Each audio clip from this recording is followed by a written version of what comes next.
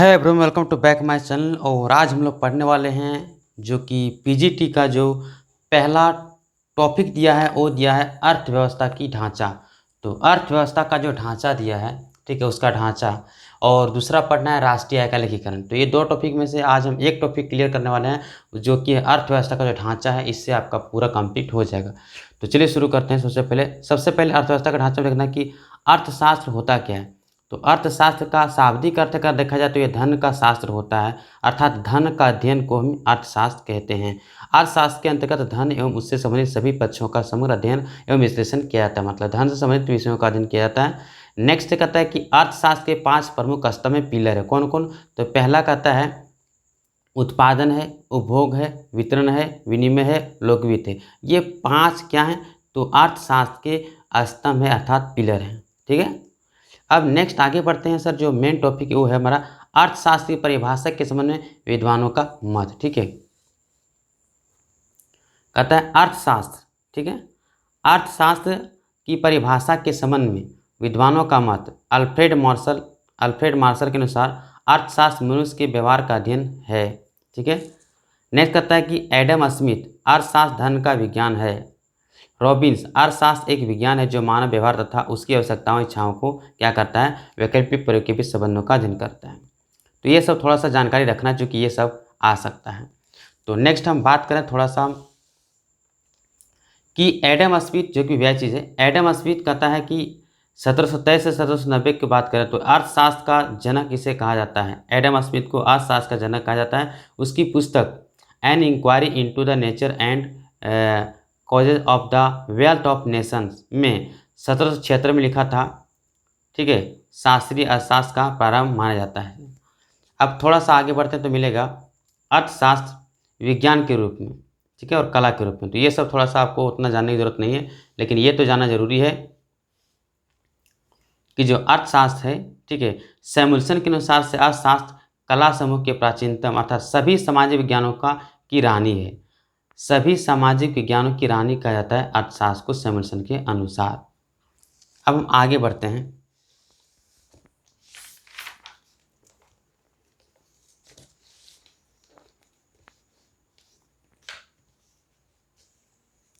अगर हम बात करें नेक्स्ट में, कहता है अपनी इच्छाओं की पूर्ति के लिए लोग विभिन्न क्रियाओं में व्यस्त रहते हैं जिन्हें 2 रूपों में वर्गीकृत किया जा सकता है।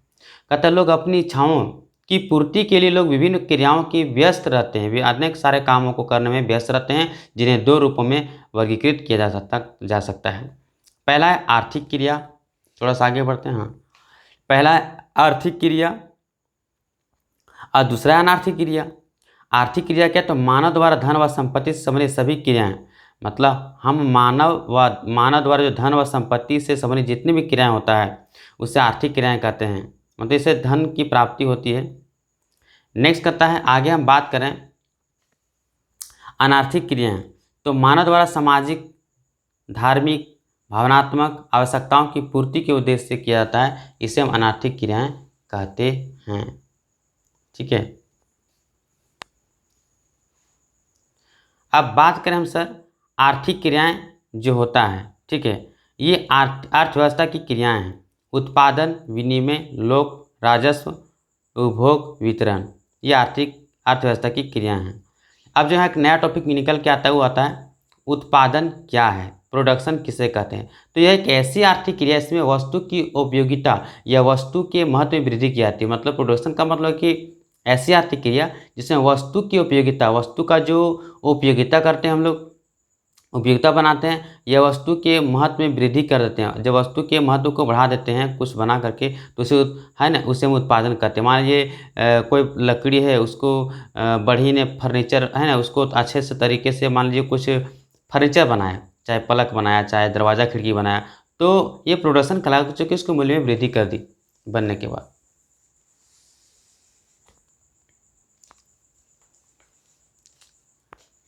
अब बात करें सर पूंजी की बात करें, तो ये था उत्पादन के बारे में। पूंजी, ठीक है, तकनीक आदि की व्यापक महत्व होता है, मतलब इसमें श्रम और पूंजी की महत्व होता है। यहाँ पर ना आगत, निर्गत, आगत को निर्गत में बदलना उत्पादन है। आगत को निर्गत में बदलना ही उत्पादन कहलाता है। इनपुट को आउटपुट में बदलना ही उत्पादन कहलाता है। उपभोग क्या है, कंजम्पशन क्या है, उत्पादन का उपयोग उपभोग कहलाता है। अगर प्रोडक्शन जो भी वस्तु का हम लोग उत्पादन किए अगर उसका उपयोग करेंगे तो उसे उपभोग कहलाता है, मतलब उपभोग कहते हैं। अब थोड़ा सा आगे बढ़ें, मिलेगा विनिमय। विनिमय का मतलब एक्सचेंज, अर्थात विनिमय का सामान्य अर्थ वस्तुओं के आदान प्रदान से होता है, परंतु आधुनिक अर्थशास्त्र में विनिमय व आर्थिक क्रिया इसका संबंध वस्तुओं की खरीद तथा बिक्री से है। विनिमय का मतलब वस्तुओं की खरीद और बिक्री से, इसलिए इसे उत्पादन मूल्य भी कहते हैं। विनिमय को क्या कहते हैं, उत्पादन मूल्य भी कहा जाता है। नेक्स्ट है कि विनिमय को दो भागों में बांटा जा सकता है, वाणिज्य विनिमय और व्यापारिक विनिमय। ठीक है, अब थोड़ा सा और आगे बढ़ते हैं। वितरण, किसी कंपनी, संस्था या देश के द्वारा निर्मित वस्तु या सेवा को नागरिक एवं उपभोक्ता तक पहुंचाने की तंत्र को ही वितरण प्रणाली कहते हैं। मतलब जब कोई संस्था है, कोई कंपनी है, देश के द्वारा निर्मित वस्तु या सेवा को जब नागरिक एवं उपभोक्ता तक पहुंचाते हैं तो इस प्रणाली को कहते हैं वितरण प्रणाली। अब थोड़ा सा हम आगे बढ़ें तो हमें मिलेगा कि वितरण व आर्थिक क्रिया इसका संबंध उत्पादन के साधनों की कीमतों से। वितरण का मतलब इसका संबंध किससे, उत्पादन के साधन से। जैसे कि उत्पादन के साधन होता है भूमि, श्रम, पूंजी, उपकरण आदि। ठीक है, इसे साधन मूल्यांकन भी कहा जाता है।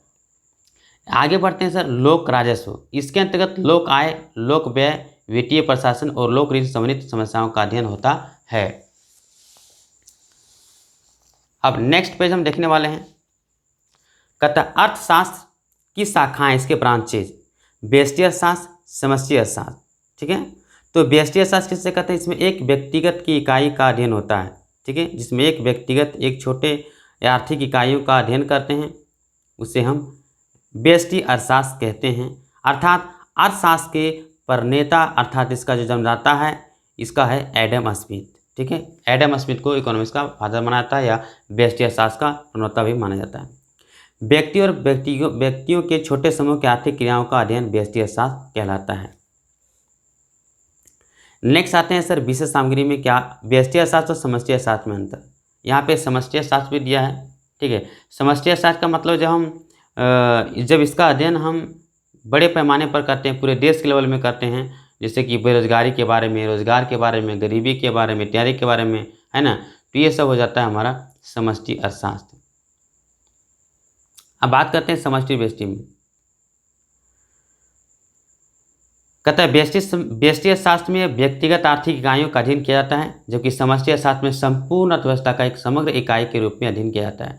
व्यष्टि में क्या होता है, एक व्यक्ति का आर्थिक इकाई का अध्ययन होता है, एक व्यक्ति का अध्ययन होता है, एक फर्म, एक उद्योग का अध्ययन होता है।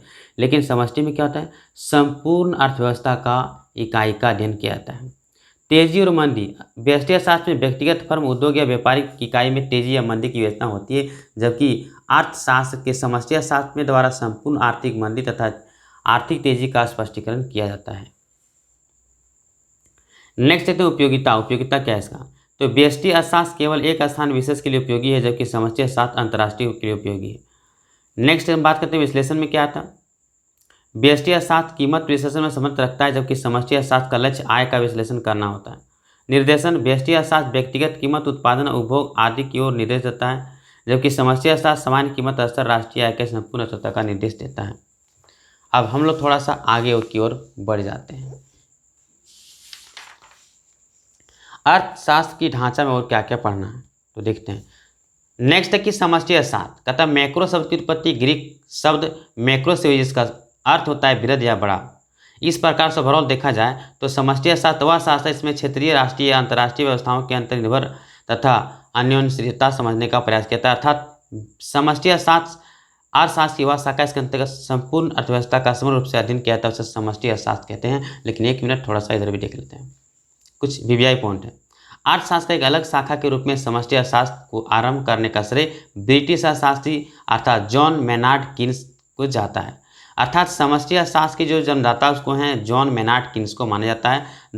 इन्होंने अपनी पुस्तक the general theory of employment, interest and money के रूप में किया था 1930 में। ठीक है, और इसने 1930 के जो वैश्विक मंदी था उसमें समाधान का सुझाव भी दिया था, इसका समाधान भी किया था।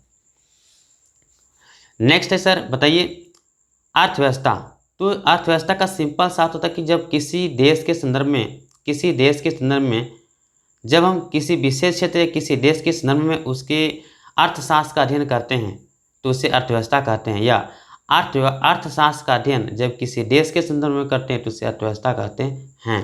जैसे भारतीय अर्थव्यवस्था, तो भारत के संदर्भ में अध्ययन करते हैं कि भारत का भारत का अर्थशास्त्र कैसा है, इसका क्या है, यानी उसके संदर्भ में अध्ययन करते हैं। अर्थव्यवस्था के प्रकार, ठीक है, अर्थव्यवस्था के प्रकार में आता है नियंत्रण के आधार पर वर्गीकरण हुआ है, विकास के आधार पर वर्गीकरण हुआ है, वैश्विक संबंधों के आधार पर वर्गीकरण हुआ है। तो नियंत्रण के आधार पर वर्गीकरण जो होता है ये उदारवादी, समाजवादी और मिश्रित अर्थव्यवस्था होता है। विकास के आधार पर वर्गीकरण जो होता है विकसित, अविकसित अर्थव्यवस्था, अल्प विकसित अर्थव्यवस्था, विकासशील अर्थव्यवस्था, दोनों एक ही चीज़ है, और विकसित अर्थव्यवस्था होता है।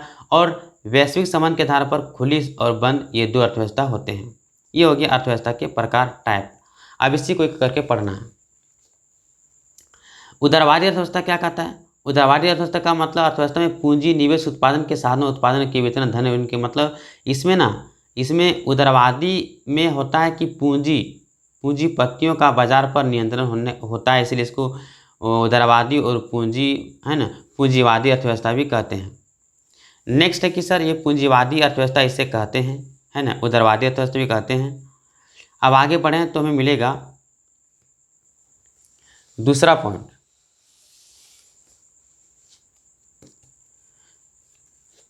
दूसरा है कि पहला उदारवादी कंप्लीट हो गया।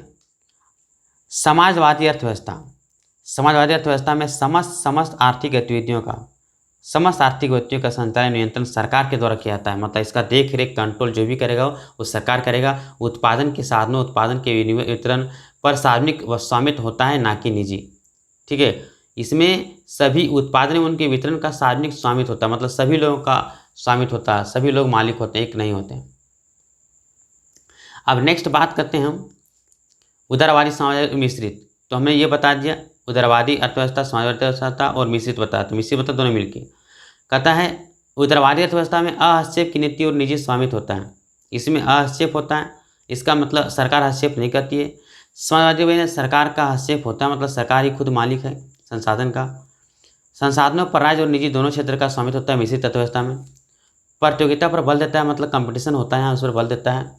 यहाँ पर प्रतियोगिता से तत्व का कोई बल नहीं देता है, प्रतियोगिता कंपटीशन नहीं है। बाजार और गैर बाजार दोनों घटक एक साथ उपस्थित होते हैं। ठीक है, मांग और आपूर्ति के नियमों के आधार पर वितरण होता है। मांग और आपूर्ति की सप्लाई और डिमांड के आधार पर ये इसको वितरण किया जाता है, जबकि योग्यता और आवश्यकता के अनुसार इसका वितरण होता है। मिश्रित मूल्य विपत्ति होता है, तो बाजार की शक्तियाँ केंद्र में निहित होती है, इसमें बाजार की शक्तियाँ मेन होता है, और राज्य की कल्याणकारी भावना इसमें होता है, निजी स्वामित्व का अवधारणा नहीं होता है।